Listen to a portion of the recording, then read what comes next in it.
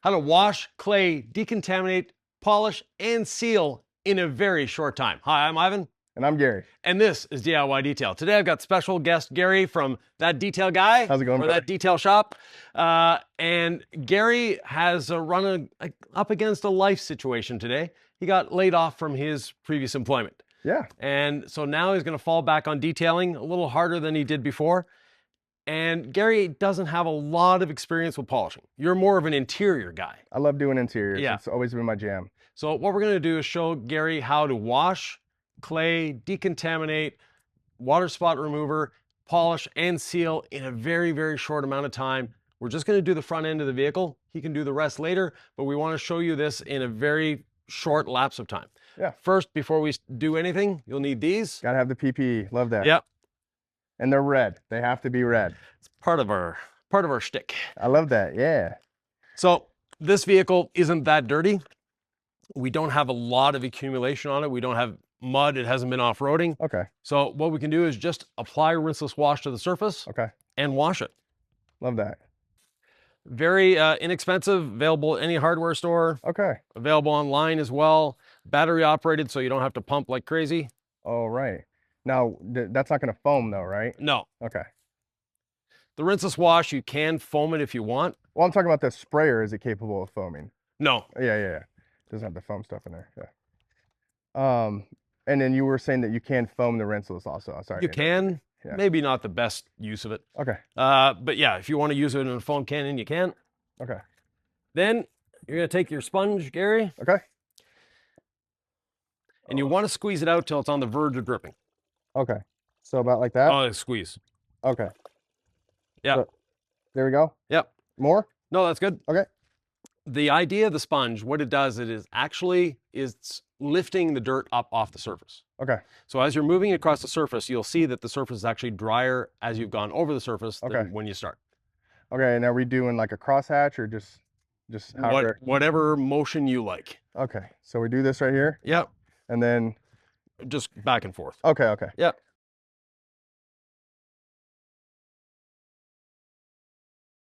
So guys, so, okay, cool. And you created this system pretty much from scratch, or? The sponge, definitely, yeah. Yeah. And so I do know that much. Yeah. I do know that. And now, two-sided, are you supposed to flip it once you get an accumulation of dirt? Yeah, once you get an accumulation, flip it over, go to the other side. Okay. And the less pressure you put on the sponge, the happier it is. Okay, that's probably why it's making that awful. And the happier you'll be too. Okay, cool. Now, one thing, yes, sir. Let me point it out here. With the sponge, you actually weren't pressing quite enough. You've got this little streak here where you actually didn't touch. Okay. So you can see where you've been. Here you've been because you see the lines. Here, because you still have the beading, you haven't been there. Love that. Okay. Yep. Okay. And then we can dunk. Okay. Squeeze. Okay. And move on to the next panel. Yep. Cool. And then we'll go. Yeah, we'll might as well do the whole front end here. Yeah. Okay. It's a new system. I usually brute force things a little bit more. I skip this step is what I'm saying. So, and I go right to the clay towel, or I use a decon wash, which, like you said, would have been a little bit overkill. Yeah. For this scenario. So that's pretty cool. Okay.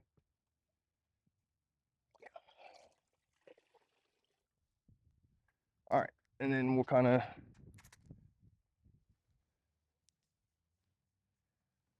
So, can you tell me while I'm doing this?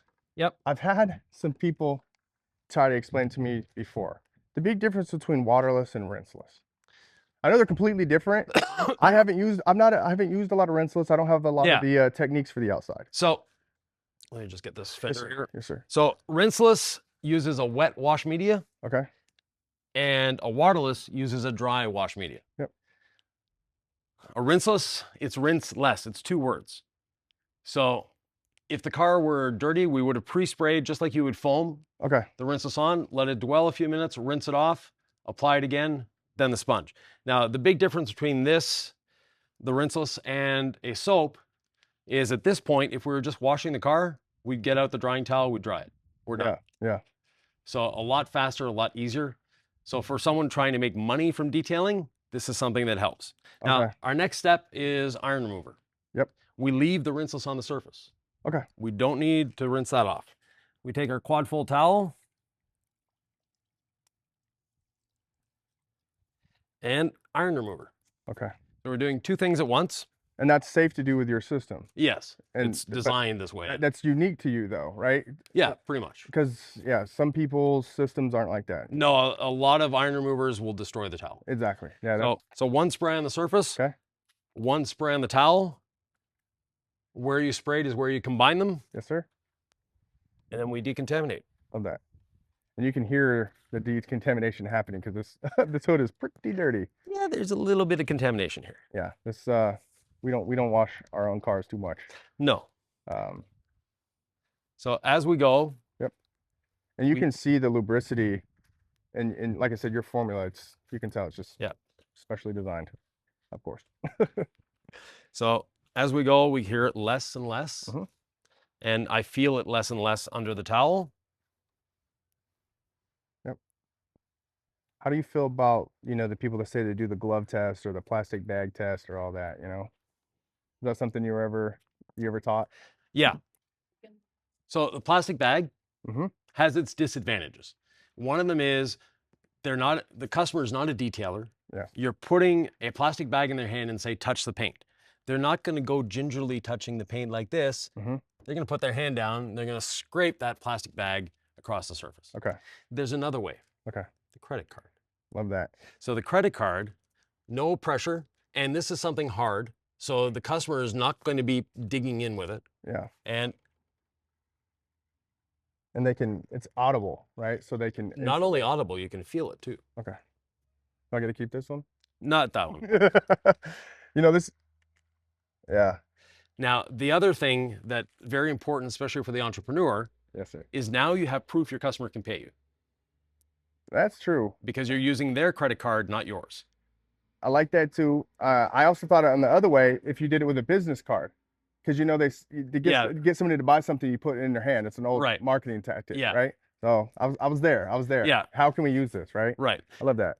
So the rinseless is dried on the surface, not a big deal. Spray a little more on. Okay. Oh. Yep. Good. Enough there. Okay.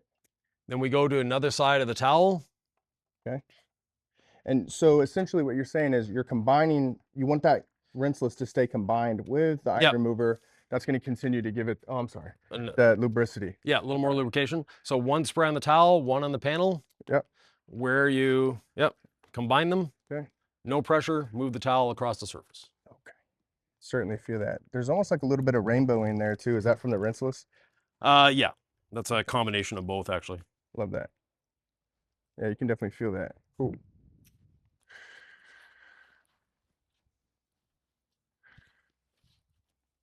Now, there is still that pungent odor. Yeah. That's always going to be there, the iron remover. Right. Some powerful stuff. You can, no doubt about that. But using the iron remover this way, you notice that you did half the hood with just two sprays of iron remover. Yeah. As opposed to the old fashioned spraying it everywhere on the vehicle. Yeah. Where you end up breathing it and it doesn't smell that great. Well, and the thing is, you're combining two steps and you're able to do that because of the system you've created, which I love. I would have done a full decon. I would have had to done a full, probably wash, foam rinse foam. Yeah. And then maybe done a decon. Right. And then done an iron decontamination. And then I would have went back and done a clay. Yeah. So definitely not something we could have done in the 30 minutes that we discussed in the beginning. So already getting better, already getting more efficient. Trust me, the wife, she would love that. I think that's the one thing that I've lost, because there was a time when I got in the military, similar to where I'm at now in life, where I was detailing a lot. Yeah. And we got really good. I was in and out of a car 2 hours, full interior and exterior, no problem. But as we kind of got comfortable, you get a little fat, you get a little out of habit, and somebody calls me, because I still get a lot of calls. Yep. And next thing I know, I'm in a car for 5 hours. It should take me an hour and a half. Right. So next up, we need to rinse this off. Okay. We need a hose. Yeah.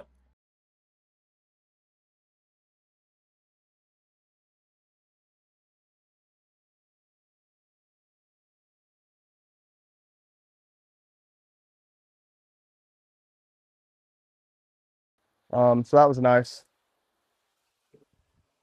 How long is too long with that iron remover sitting on the paint like that? It can fully dry, it doesn't matter. Okay, It'll re-wet. that's awesome. Okay, Very good. rinsed. So next step, water spot remover. Okay. And this is simply mist it on the surface. Okay. Let it dwell. How long are we letting it dwell? Again, this can dry, Okay. but we'll take a damp microfiber towel and rub it into the surface because agitation is always Okay. a great thing to do. Great. And it's safe to kind of use that type of media now because we've already gotten rid of a lot of those decontaminations. So now we're just getting rid of the minerals. Right. We know the surface is clean at this point. Yep. It's been washed. It's been mechanically decontaminated. The iron remover is there or has been there. So now the only thing we have left in terms of contamination is minerals. Love that. And water spot removers do not, or acids don't break through greases very well. Okay. So that's why we use it as the last step. And basically all we're doing now is agitating the surface, spreading the water spot remover across the surface. Okay. And you don't flip the towel. Don't flip it. Why is that? Because we want to spread the water spot remover. We're not trying to absorb it off the surface. Okay. Makes sense. It's almost like you've been doing this many years. A couple decades. And you're just kind of putting it together. I love that, man. What an honor, man. Honestly, I really appreciate it. Okay, so we've kind of spread that. We'll scoot around the bumper there. Definitely can smell that acid. Yeah, so we use lactic acid. Okay. It's safe for plants. It's safe for all sorts of things. It's not going to damage the vehicle. Use this, whatever's in here, from the boat world. I used to detail some boats, and there was like a specific boat cleaner, and that's what I'm. Oh shoot, sorry. I feel like that's what I'm smelling. It was like hot bling or something. Oh, it could be. Yep. Yeah, it reminds me of that. So now we rinse it off and we dry the vehicle. Cool. This we don't put back in our wash bucket because the acid and the foam don't mix very well. The foam applicator there. Right. Yeah. So we just rinse it out with a bit of water. Cool. And that's how you can clean that clay towel too for the next time, right? Yep.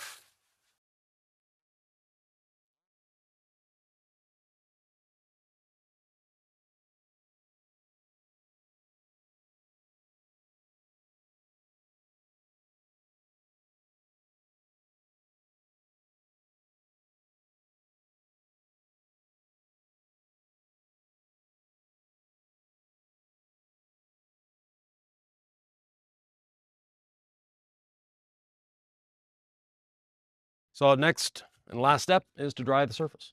Okay. Okay.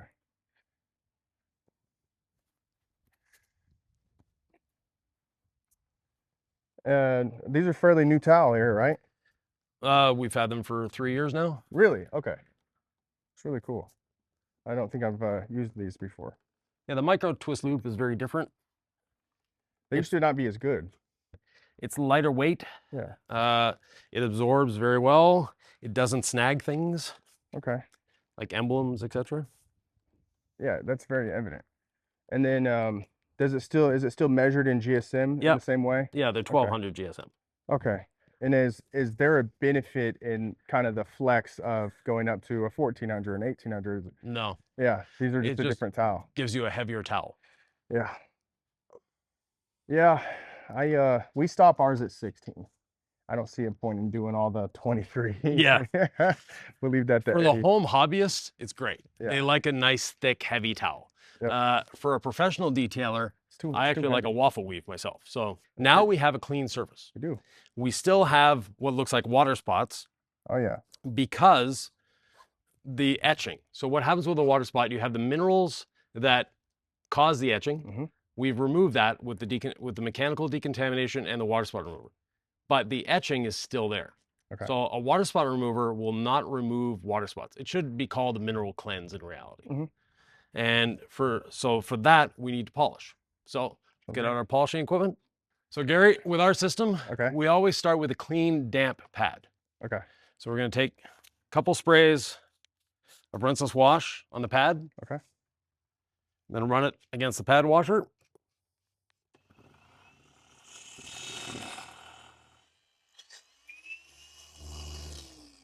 So you're running against the pad washer speed 2 or 3, then lift it up a 1/4 inch and bring it to speed 6. Oh, to dry it. Yeah. Okay.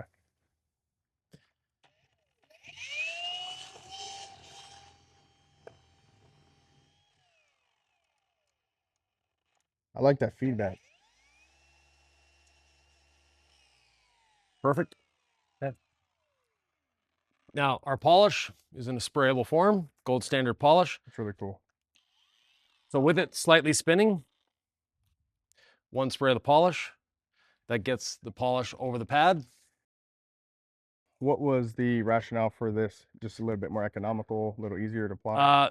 Anyone putting polish on the pad will put the same amount. Yep.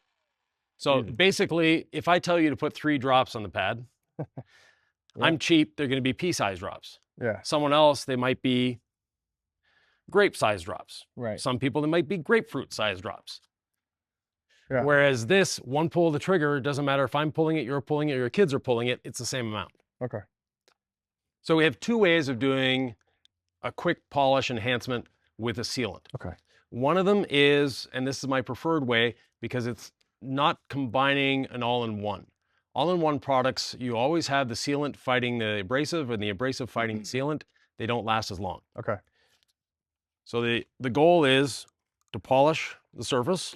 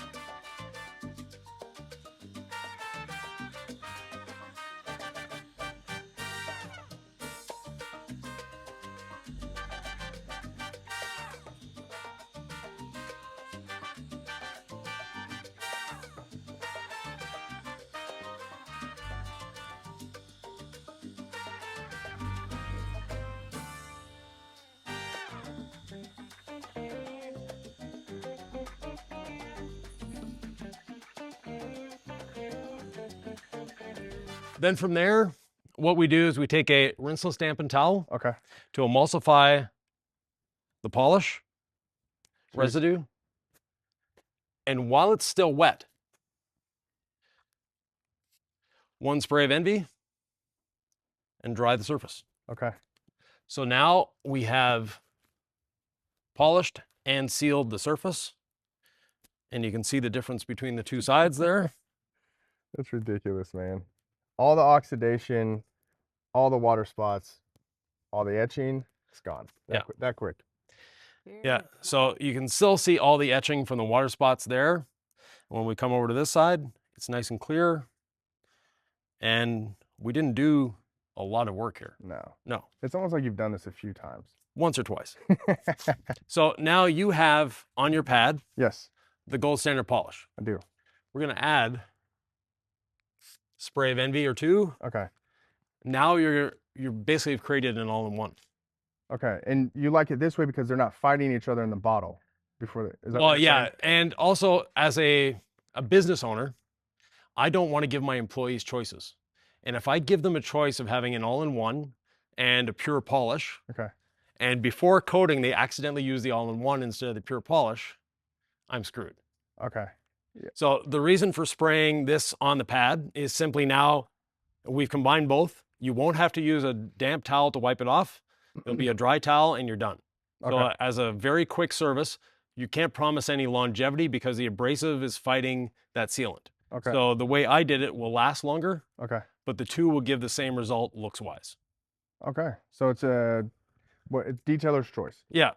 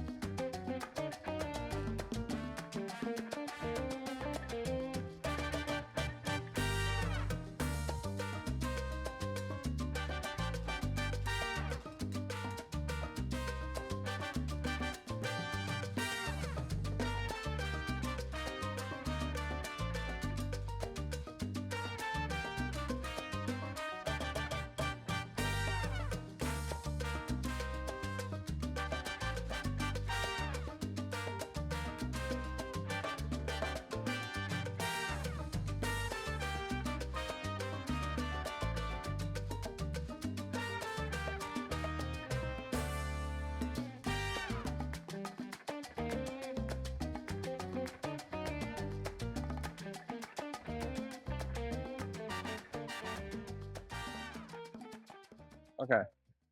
and then a dry towel to wipe it off. Yeah.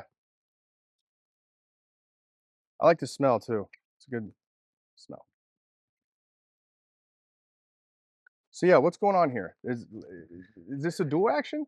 It's a dual action and it's a random orbital. Okay. I never Uh, had it been. the terminology in the industry is a little screwed up. Okay. So in reality, what we call a dual action machine is a random orbital, meaning that the oscillation is gear driven. So Okay. that oscillation, that 25 millimeter oscillation will always be there. Okay. The rotation is random because it's just driven through centrifugal force. So this is a true random orbital. In the industry, we call this a dual action. A dual action is theoretically the gear driven machines because they have two specific actions. One action is the oscillation, Okay. the other action is the rotation, and those are both gear driven. Therefore, they're a consistent movement all the time. So those are a true dual action. Okay. Yeah. No, I've polished enough or used these enough to where I knew something was different. There was an extra movement in there. Yeah. So really cool though. Really, really cool. So what do you think? I think it looks great. I mean, you can see obviously where I rushed it here on that panel, and that's where I realized really that there was something different here, Yeah. right?